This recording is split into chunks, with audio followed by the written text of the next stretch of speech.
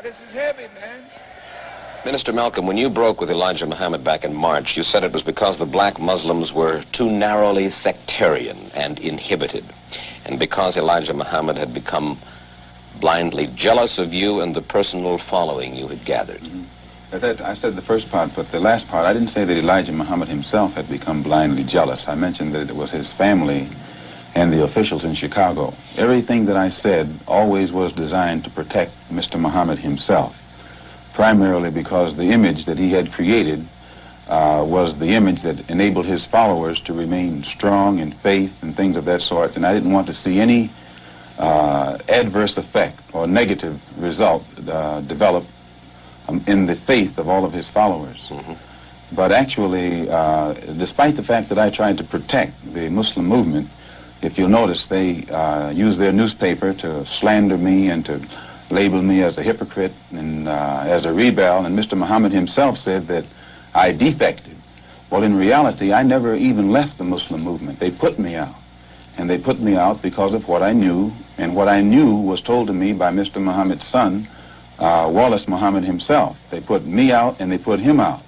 Well, now, first of all, let's find out what it is that Wallace Muhammad, Elijah Muhammad's son, told you. Well, number one, if you notice, the stick that I always used in presenting, representing, and defending the Muslim movement was the fact that it had the ability to reform the morals of the so-called Negro community. It eliminated drug addiction, alcoholism, fornication, adultery, loose sexual behavior, which meant that it eliminated bastard babies, illegitimate children.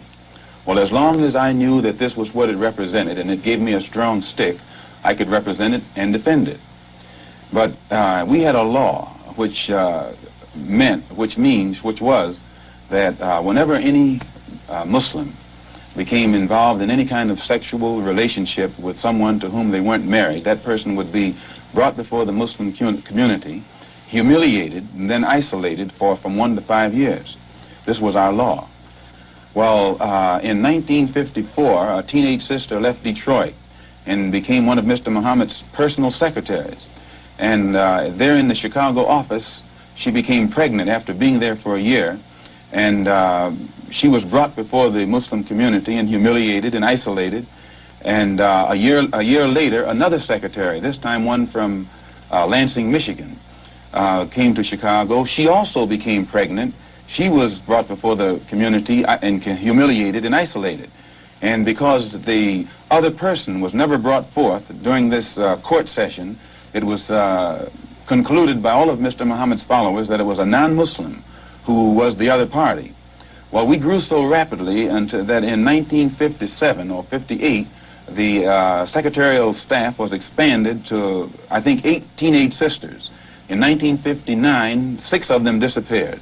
2 of them reappeared in Philadelphia about 2 or 3 months later, and they were all right.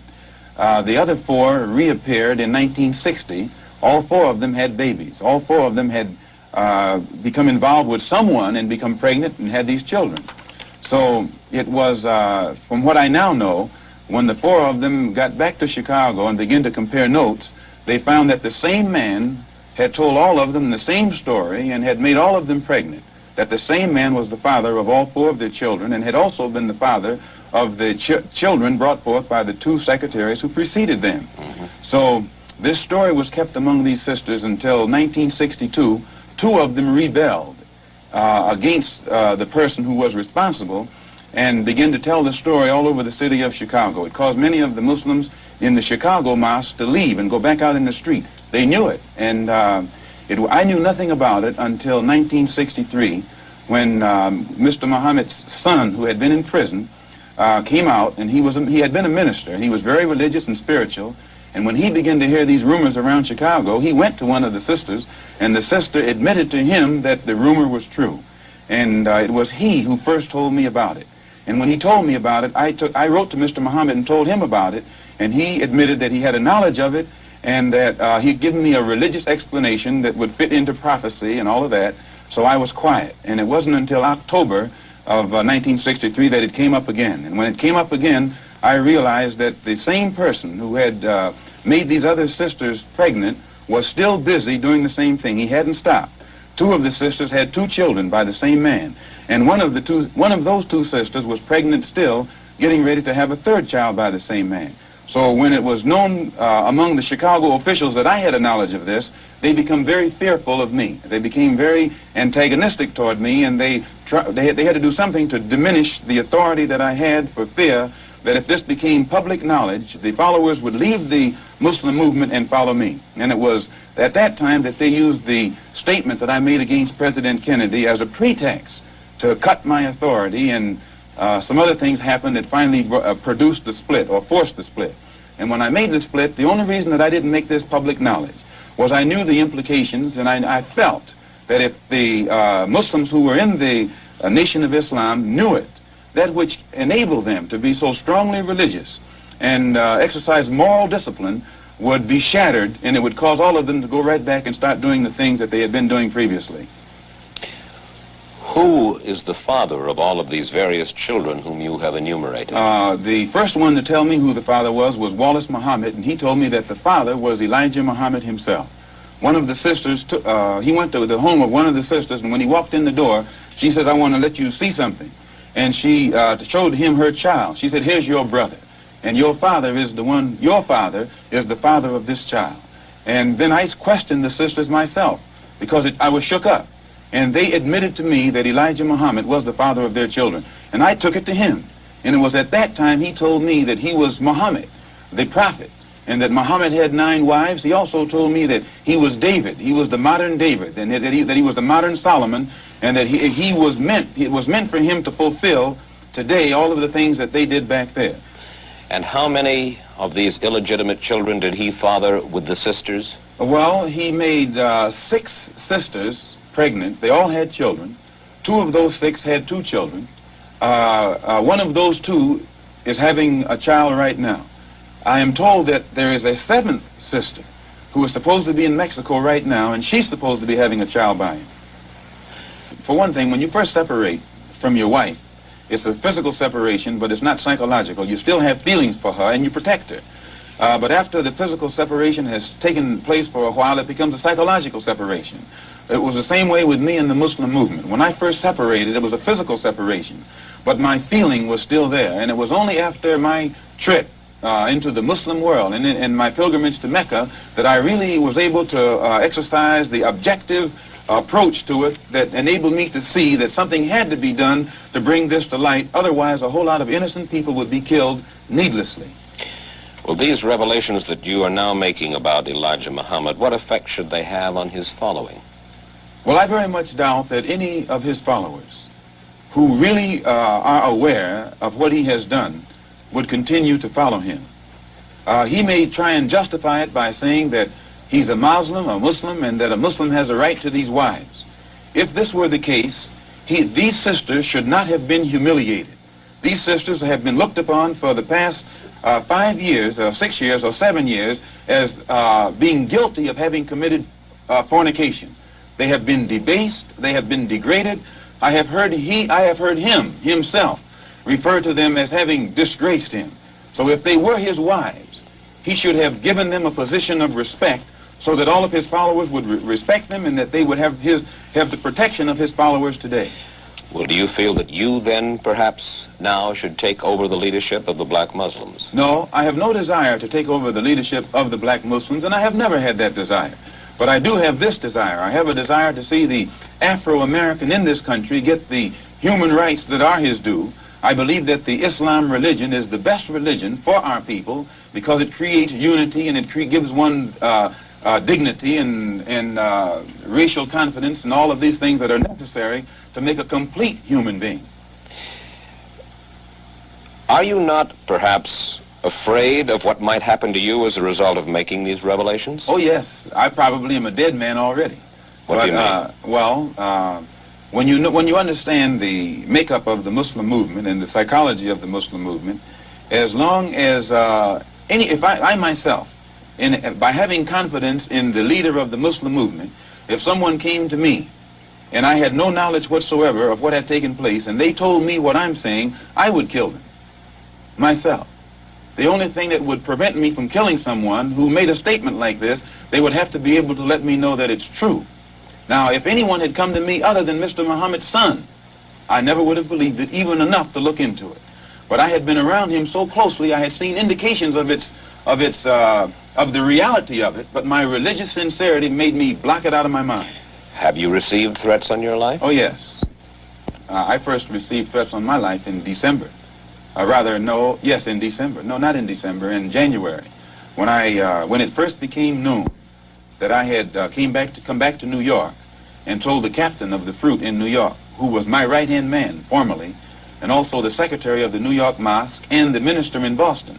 When it became known that I had told them, then an effort was made to shut me up. One brother encouraged to go out to my house and shut me up.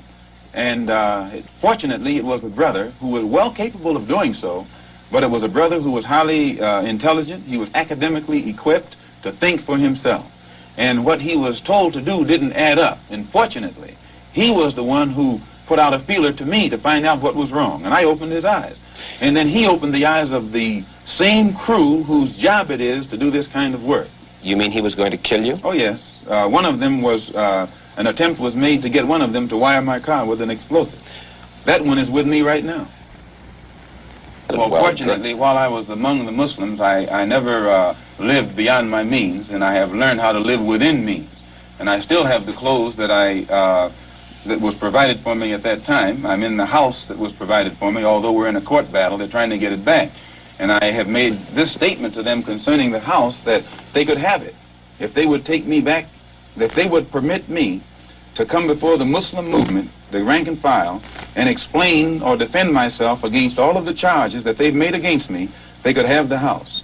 But they are going contrary to their own laws by standing up in the mosque and indicting me, but never giving me a chance to defend myself. And they say that no one can judge me but Mr. Muhammad.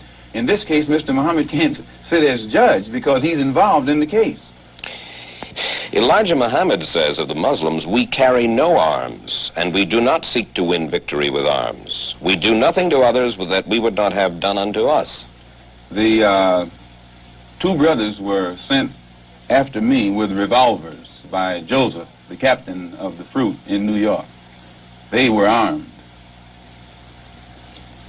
When a Muslim is attacked, and you'll find this to be the pattern, when the Muslims were attacked in Monroe, Louisiana, Elijah Muhammad gave no signal to anybody across the nation to come to the defense of their brothers.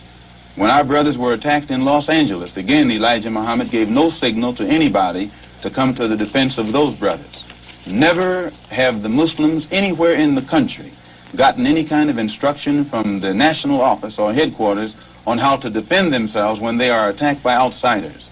The only times the Muslims have ever been given any instructions to commit violence is when that violence is directed against a fellow Muslim. His followers are violent against Negroes. Against Negroes? Yes, his followers will go out and attack another Negro, like they will attack me, or they will brutalize a fellow Muslim who breaks the law. But you don't find those same followers going out and becoming involved in the Negro struggle in any way whatsoever. Now, the violence that he accuses me of is my tendency to want to participate in the struggle of the Negro at all levels. This is what he calls violence. One question before we go further with that. Has Wallace Muhammad left the black Muslims? Wallace Muhammad was put out of the Muslim movement right along with me. As far as you are concerned, you will accept the fealty, if you will, of any Negro anywhere under any conditions? You have to define fealty.